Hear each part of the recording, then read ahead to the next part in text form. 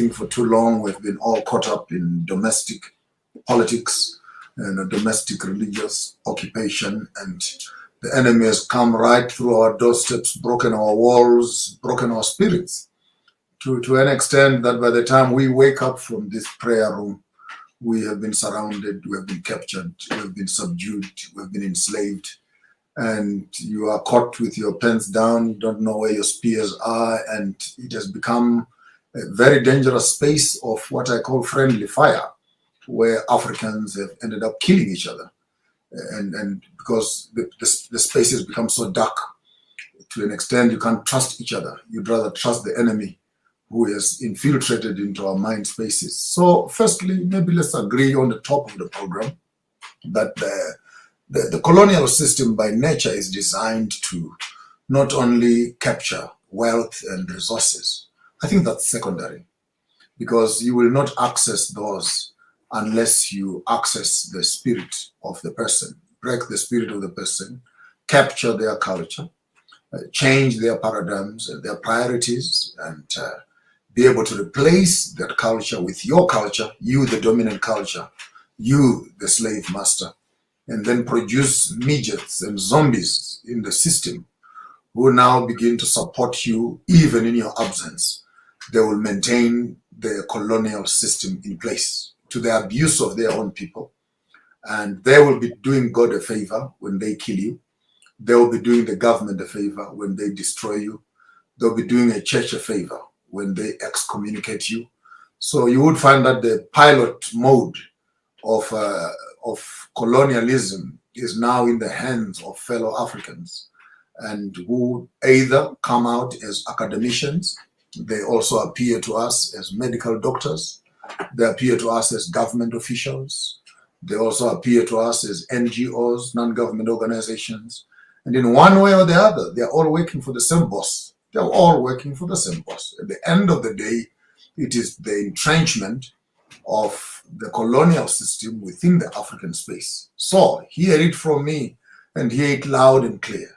The African is an endangered species. You don't need to worry about rhinos and worry about the extinction of animals. You need to worry about the extinction of human beings. I guarantee you, at the pace at which globalization is going right now, if we do not employ our thinking tools, 50 years from now, if not less, we'll end up having Africans who are brown on the outside and white on the inside. Coconuts, to say the least, would remain only as Africans in our color and in our complexion. But our total makeup in terms of our thinking, our priorities, our structures, our cultural structures, would no longer be Africans. Africa will just become a GPRS address on the phone, but which has no recognition of the people that are living in that place, their culture and their contribution in the now, in the future, and celebrating their past. The occupation and ownership of Africans when it comes to our time becomes important. And on Farmers of Thought, we will always start all our sessions by introducing the three estates that we all have. Estate number one is the estate between your two ears. That speaks of your thinking platform. That speaks of your farm. I come from Farmers of Thought. Yes, I do agriculture physically, but bigger agriculture is in the mind. What quality of seed are we planting? Who is planting in those fields? What seed are they planting? And what access do they have to our fertile land? And how are they maximizing on foreign ideologies, which they're able to capture our minds and plant those seeds? And remember, whoever plants on your farm has permission to harvest from it. So the first estate is the estate of the mind. And whoever leases out their minds, they become a slave to the one who is working on the field. So the land in your 2 ears is the first estate, the estate of thought. Estate of thought. The second estate, slightly uncomfortable for the younger viewers, is the estate between our legs. That's our reproduction. Right now, you may think the war is on anywhere else. The war is on women, particularly. reproduction. Who must reproduce? Who must not reproduce? What are they reproducing? And the reproduction of the African is a threat to the rest of the world, because the more we are, the more we're going to consume our resources, and the more we're going to stifle the development of the colonial governments around the world. So yes, the male child is being targeted in terms of them not being able to reproduce. Contraception is a big business, both in terms of political control, social control, religious control, which speaks to marriages, discouragement of polygamy issues, discouragement of producing of children, sterilization, and all these forms of diseases that are now coming into space, just to make sure that when an African man and an African woman are meeting together, there better be no child that is coming out of there. They must meet for entertainment. They can meet for fun and pleasure and etc. and make each other happy. But dare you allow these Africans to continuously multiply? If you read your Bibles carefully, it says when the Egyptians were being tortured and persecuted, the more they tortured them, the more they reproduced, to such an extent that the pharaohs started saying, no, this population. So population conversations are not new to all of us who have gone to school, from United Nations to Africa Union to global conversations. The issue of population is an issue. And that war is centered on the land between our two legs. Who is planting? Who is allowed to plant? And what quality of seed are they planting? Is it one like us, or it is one like them? And when they are produced, these children, how do we make sure that they do not retrogress to become Africans? They must progress to become like us. Educational institutions come into space, religious institutions come into space, to make sure that even if you can give birth to a child, by the time that child is 10, 15, 20 years old, they can no longer recognize you as their parents. Your two worlds are so wide apart. You live with your child and you wonder whose child is this, because they spend 8, 10, 12 hours in the enemy's camp, and you only see them 2, 3 hours when you come back from work. Honestly speaking, they are not your children. They are the children of the system, and you are just there to give them the home where they can grow up in, but ultimately their mind also being captured. So capture the women, capture the men, capture the children. And on weekends, when they must be spending time together, no. They can't do that. They must spend it in churches. They must spend it in the soccer stadiums. They must spend it in movies. They must spend it away. But just make sure that husband and wife, they don't meet to produce children.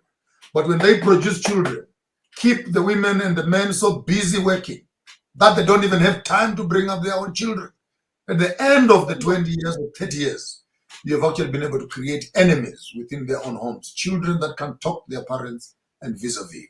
So the estate of reproduction is contested ground. I actually wrote a book which I produced last year entitled Contested Ground Through Women. The femininity of the African being threatened and being a constant threat to the colonial system. And reproduction is key, because even if you can study through the text, the first thing we hear is the first command: be fruitful, be multiplying, fill up the earth, subdue it, have dominion, have power, and etc. So right in the opening of the text, which many people want to throw on my face, you don't even believe in that text, because if you believed in that text, you'll actually understand that it is the first commandment. Before the 10 commandments, the first commandment was to be fruitful and multiply and have dominion and power and take over this world. So, and that commandment was not given to white people only. It was given to all of us. And if I could be more sarcastic, it was given to us, because the geography of the text is Africa. But that's a conversation for another day. So first land, the land between our ears. Second land, land between our legs. What's happening there? Who wants ownership over that? And we'll be shocked another 10, 15 years from now, it might most likely be illegal to produce children without making sure those children are vaccinated, they are test tube children, they are protected from diseases and etc. And only the laboratory can produce disease-free children, because your bodies are contaminated. Systems are already in place. Just watch the space. We are talking into the future. We're sitting on the towers here, looking on the plains below. And this is what we see happening. Test tubes are disease-free, disability-free, and you can select the genes that you want to make sure that children are born in perfection. Beautiful idea, because you no longer have to worry about blindness, polio, and all other problems that we are suffering. But what are the adverse effects of that? The freedom of multiplication will no longer be in the hands of the common person. This will now remain in the hands of the bourgeoisies. The rich people can now clone themselves, reproduce themselves. People with money can fertilize 5,000 embryos and reduplicate themselves after their own kind. And you, the poor ones, you remain at the bottom. What you'll be doing, only the Lord knows. The last piece of estate is the estate of land that is underneath our feet, which is the physical ground, from whence we came to whence we shall return. This becomes our land. This becomes our wealth. This is our birth. This is our food. This is our grave. This is what will recycle us back into the ecology of life. So these three estates, all of us are born with these three estates in our hands. And no human being on the face of the earth has a right of depriving another child the opportunity to think, the opportunity to reproduce, the opportunity to have access to land, to feed themselves and feed their own children. All politics, all religion, all economics is fighting over ownership of these three estates. Blessed are those who are able to reclaim their rightful ownership over their land. We have never argued, requested, or petitioned to own a piece of London or a piece of America. When we go there, we apply for visas to visit those lands with the same visa requirements. We are saying when the Europeans are coming to our land, we also need the same respect. We have never walked up to Europe and told them how to reproduce and make children. With the same respect, let our privacy also as Africans in terms of our culture be respected. We have never sent lecturers and professors to go and rewire the British and American institutions of learning. With the same respect, allow us also to teach our children the way we want to teach our children, as much as you also have liberty and freedom, and in all hypocrisy of colonial education, to be telling us about human rights, yet you don't respect the very fundamental principle of human rights. If you, as a white man, has rights, so I, as a black man, also have rights. I don't have a right to dictate to you what you must do. How dare you think on the face of the earth that you can bring your sharp nose here and tell me how I must bury my loved ones, how I must get married, how I must own my land, how I must utilize this and that. I think that arrogance of the Western world has to come to a stop. And we as Africans must not allow to become doormats of colonial information. When a white man says, do this, you have a right of saying why. And even better so, my grandmother would always say, if you shake your head, it will never break. If you say no, your head will not break. So we need to begin to develop some amount of mental stamina, brain power, not docile, subservient, colonial, slave mindsets. Yes, boss, Uncle Toms, survive the system. We need to start being honest to ourselves and to be truthful to our identity.